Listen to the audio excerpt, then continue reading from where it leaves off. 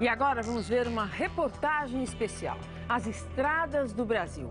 Esburacadas, lentas, perigosas, elas atrasam a nossa economia e tiram vidas. A repórter Sônia Bride percorreu as principais rodovias do país de norte a sul. É a série Brasil. Quem paga é você. Não é fácil construir na Amazônia. Abrir caminho na selva com pouco tempo sem chuva para trabalhar o chão.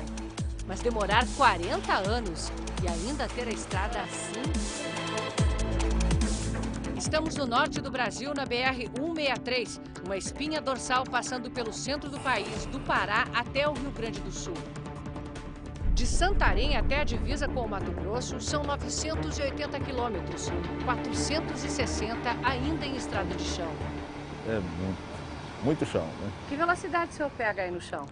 A velocidade é 5 por hora, 10 por hora. Leva tempo até o caminhão sumir de vista. Tem muito transtorno na viagem, assim. Falar que é uma viagem maravilhosa não é, uma viagem bem dificultosa. Difícil se você carrega 20 toneladas de soja. Na época que não chove, né? Na seca é muita poeira. E na chuva é muita água, muito barro, né? São 12 trechos de obra. Este está sendo tocado pelo Exército. Como o resto do percurso, intercala asfalto e terra. Falta pavimentar 40 quilômetros, mas vai demorar. Esse ano, aproximadamente 20 quilômetros de asfalto e no próximo ano 20 quilômetros, entregando essa estrada para essa população por volta do mês de dezembro de 2014. Na maior parte do ano, a chuva dá umas poucas tréguas e quando volta é de enxurrada. Basta meia hora de chuva para a estrada ficar desse jeito.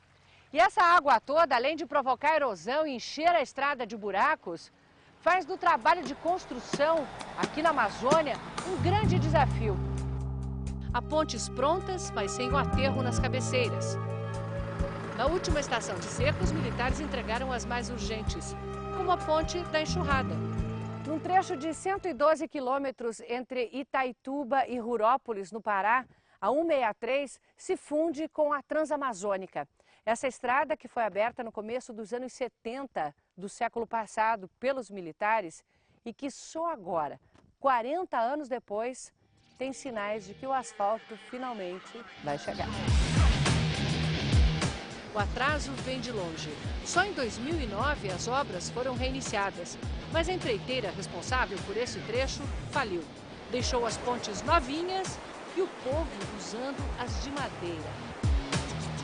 O DENIT refez a licitação e o asfaltamento começa este ano. Em outros 3 trechos da BR-163, o Tribunal de Contas da União encontrou indícios de sobrepreço, superfaturamento e pagamento por serviços não executados. O TCU aceitou a defesa de uma das empreiteiras. Para as outras 2, aponta potencial dano aos cofres públicos de 31 milhões de reais. O DENIT exigiu das empresas garantias nesse valor para não parar as obras até uma decisão final. Elas não pararam, mas atrasaram. Como atrasa a viagem? Bastante risco, porque é liso, o caminhão perde a estabilidade. Falar que você tem segurança é difícil, a segurança é bem pouquinho. O caminhão não consegue subir, tem que voltar para pegar embalo. Assim viaja a riqueza das lavouras mais eficientes do planeta. Essa estrada é tão importante porque reduz distâncias continentais. Em vez de embarcados pelos portos do sul, os grãos pela 163 chegam até o porto de Santarém, de onde saem navios para a China ou Europa. Ainda mais barato aproveitar o rio Tapajós já desde Miritituba, 350 quilômetros antes de Santarém. De barcaça, a soja viajaria até Belém para ser embarcada nos transoceânicos. A Confederação Nacional da Indústria calculou que com a estrada pronta, o agronegócio brasileiro economizaria 1 bilhão e 400 milhões de reais por ano só em frete.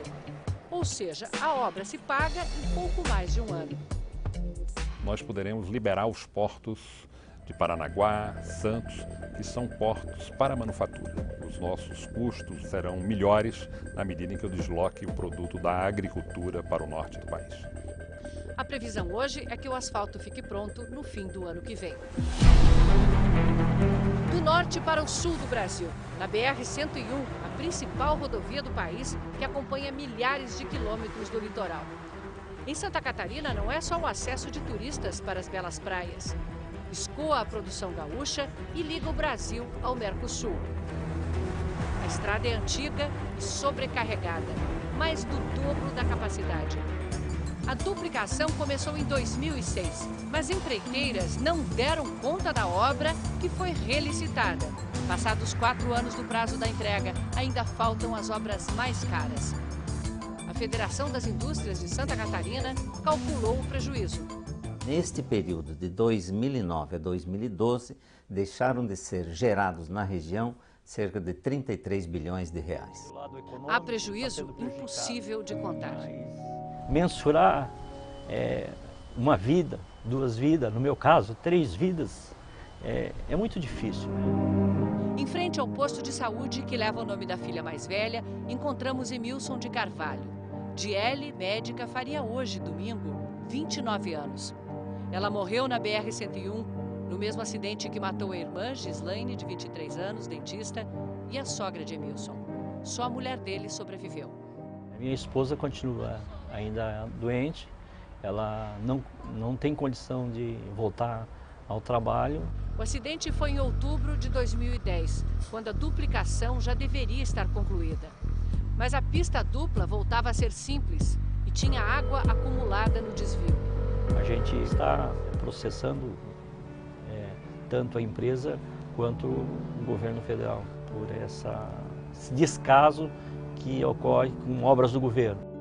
Só quem está na situação, como nós familiares, como nossos amigos, como a comunidade onde elas trabalharam, sabe dessa perda, que é irreparável.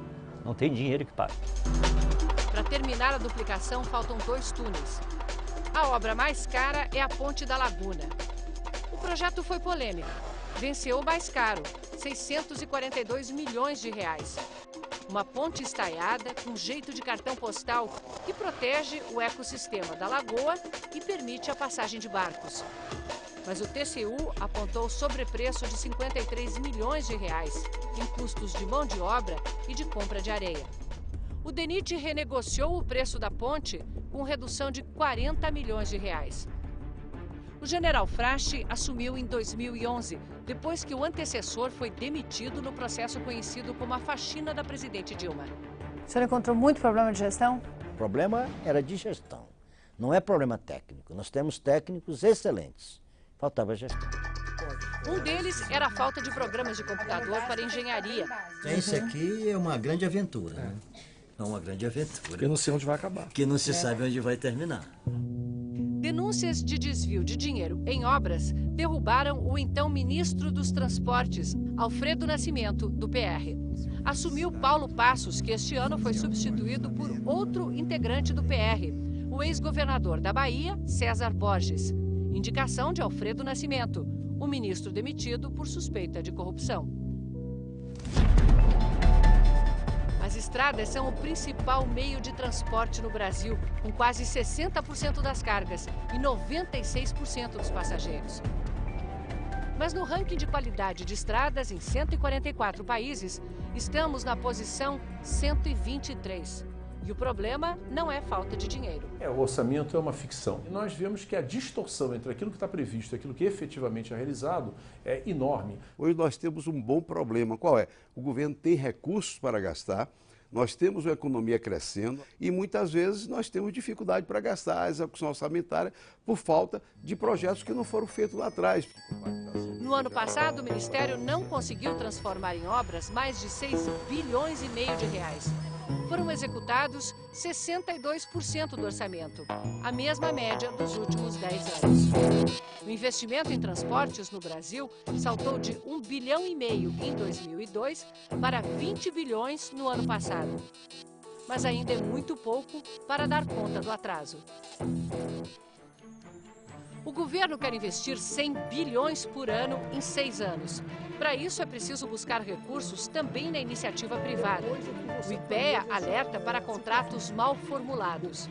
A nossa preocupação é que uma boa ideia, Se ela não for bem elaborada, ela pode não ter um resultado adequado. Os erros cometidos agora se perpetuarão por 25, 30 anos, que são os prazos desses contratos.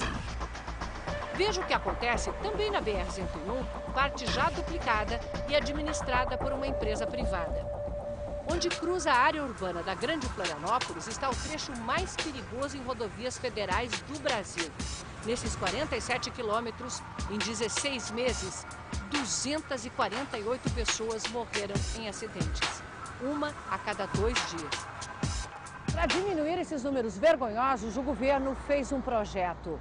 Uma via de contorno da Grande Florianópolis, tirando esse tráfego pesado de dentro da área urbana. Essa obra foi incluída como contrapartida na concessão da empresa que explora os pontos de pedágio. Só que passado o prazo para a conclusão da obra, ela ainda nem começou. Hoje o contorno tiraria daqui o tráfego de 18 mil caminhões por dia. O projeto estava pronto, 47 quilômetros para ser construídos até 2012. E o custo dessa obra entrou no cálculo do pedágio cobrado desde 2008. Hoje a situação é a seguinte, não foi feito 1 metro da implantação desse contorno. Não foi só atraso. A Autopistas Litoral tentou encurtar o contorno em 20 quilômetros, uma obra mais barata. A ANTT, a agência encarregada de garantir o cumprimento do contrato, aprovou a mudança e deu mais 3 anos de prazo para a entrega da obra. O TCU não aceitou. As análises feitas pelas áreas técnicas do Tribunal de Contas não deixaram qualquer dúvida de que o valor previsto no contrato de concessão era de 47,3 quilômetros. O tribunal apura as responsabilidades da concessionária e também da ANTT. O projeto foi encaminhado muitos anos depois da Ele foi data alterado. para o final da obra. E o primeiro projeto que foi alterado também foi entregue com bastante atraso.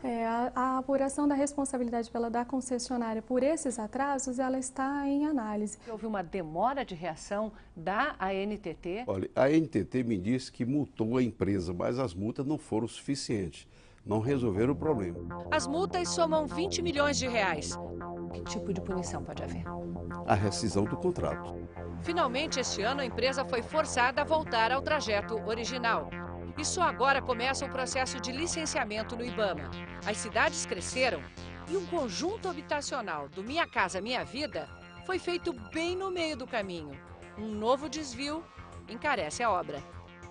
E essa diferença de custo é repassada à tarifa do pedágio. Essa diferença de custo é analisada pela agência e avaliada. E repassada à tarifa. Se assim for decidido, sim. Mas a concessionária já acumula lucro indevido, segundo o TCU, pelo pedágio pago sem que a obra fosse feita. Até agora, quem está pagando o prejuízo são os usuários da rodovia, porque eles estão pagando um valor do pedágio maior do que deveriam. Pagando caro e sem saber até quando a rodovia da morte vai cortar suas cidades.